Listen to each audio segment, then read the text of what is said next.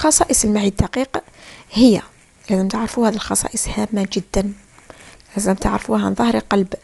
هي كثرة الانثناءات، عليها ذغبات معوية، وذغبات معوية غنية بالشعيرات الدموية والأوعية اللمفاوية.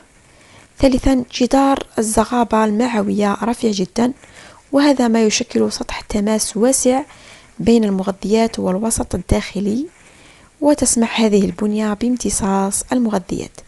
الذغابة المعوية هي شعيرات دقيقة رفيعة جدا، لا يتعدى طولها 1 ملم، تتكون من خلايا ظهارية معوية غنية بالميكرو زغبات وأوعية دموية ولمفاوية.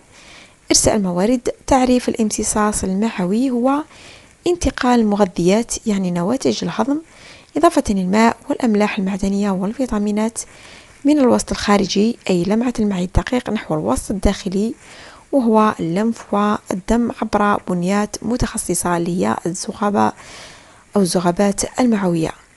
الفرق بين الوسط الداخلي والخارجي: الوسط الداخلي هو الدم واللمف وحتى السائل البيني، يتمثل في مختلف السوائل التي تجري في تجاويف الجسم.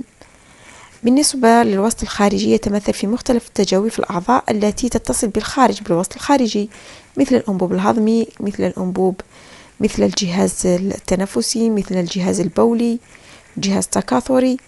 إذن هذه كلها أوساط خارجية لأنها عندها علاقة مباشرة بالوسط الخارجي، إما تأخذ منها عناصر أو تطرح فيها عناصر مباشرة. أخيرا أعزائي التلاميذ، أتمنى أنكم استفدتم. أنتظر تعليقاتكم في الأسفل، هل استفدتم أم لا؟ وماذا تريدون أن أشرح لكم من دروس أخرى؟ ومع السلامة في حصة أخرى إن شاء الله.